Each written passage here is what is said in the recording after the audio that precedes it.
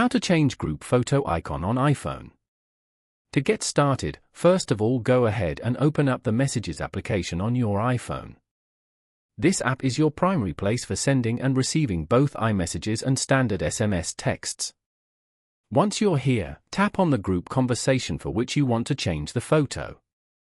Inside the chat, tap on the group name at the very top of the screen.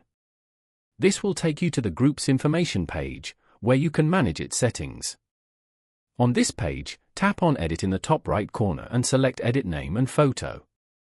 From here, you can change the group's name and photo. You can select an emoji, an existing photo from your library, or take a new one. After selecting your desired photo or emoji, tap on the check mark in the top right corner to save the new group photo. You can now see the updated photo on the information page and back in the chat. Following these steps, you can easily change a group photo icon on an iPhone.